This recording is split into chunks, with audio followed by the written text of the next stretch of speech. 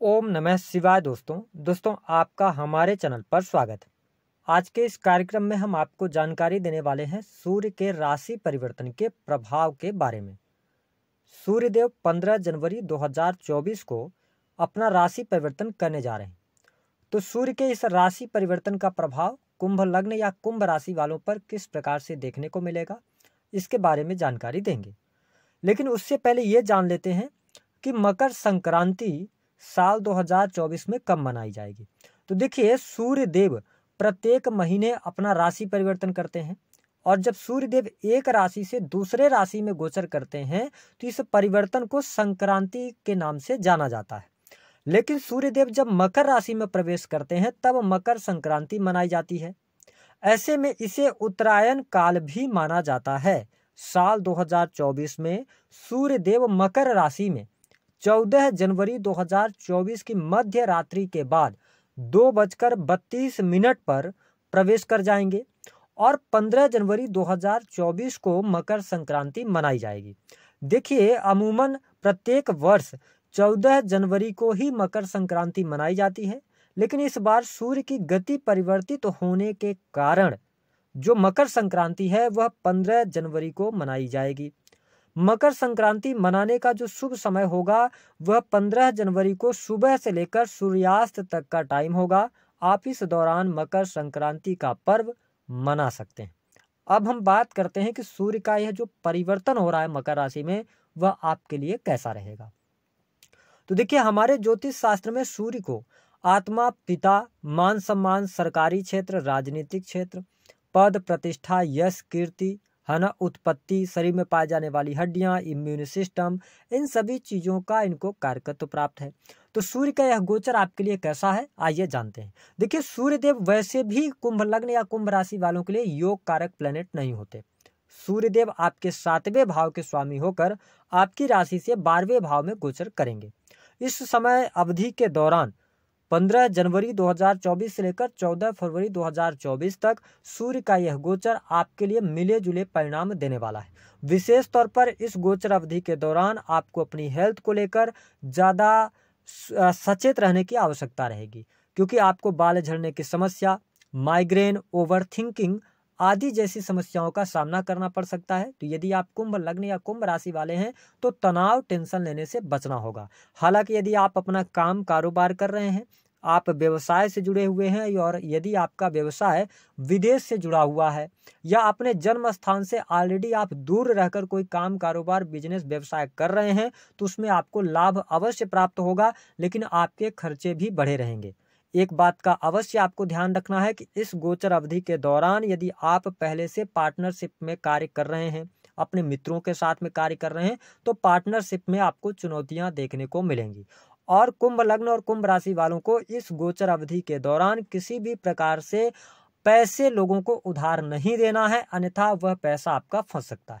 हालांकि कोर्ट कचहरी आदि के मामलों में यदि आप उलझे हुए हैं तो यहाँ पर अनुकूलता दिखाई देती है। कोर्ट कचहरी के मामलों में आपको शुभता भी देखने को मिलेगी। इसके साथ कुंभ लग्न और कुंभ राशि वालों के लिए दाम्पत्य जीवन की स्थिति की बात करें तो सप्तमें 12th हाउस के अंदर जा रहे हैं। यह जो 1 महीने का टाइम फ्रेम होगा इसको बड़े ध्यानपूर्वक आपको निकालने की आवश्यकता रहेगी, क्योंकि भले ही आपके जीवन में सस राजयोग चल रहा हो, लेकिन आपके ऊपर शनि के 7.5 का भी प्रभाव चल रहा है। तो अपने दाम्पत्य जीवन पर थोड़ा सा आपको ध्यान रखना होगा, अन्यथा अलगाव जैसी स्थितियां या कोर्ट कचहरी के मामलों से भी आपका सामना हो सकता है। लेकिन यदि सूर्य की स्थिति आपकी पत्रिका में अच्छी है तो बहुत ज़्यादा निगेटिव स्थितियां नहीं बनेंगी। आपके डेली इनकम में वृद्धि करने के लिए आपको अथक प्रयास करने पड़ेंगे। प्रयास करने के बाद ही सफलता मिलेगी। भाग्य का बहुत अच्छा आपको सहयोग इस गोचर अवधि के दौरान देखने को नहीं मिलेगा। हाँ, यदि आप विदेश जाना चाहते हैं, विदेश यात्रा करना चाहते हैं तो आपके लिए लाभकारी समय है। यात्रा करते समय आप अपने कीमती सामानों का रख रखाव सही से रखिएगा। सूर्य जब 12वें में जाते हैं तो ये लॉस देते हैं, सडन लॉस देते हैं, है ना। और 12वां भाव आपके खर्चे का भी होता है, व्यय का होता है, तो अपने खर्चों को आप नियंत्रित करके चलिएगा तो अच्छा रहेगा।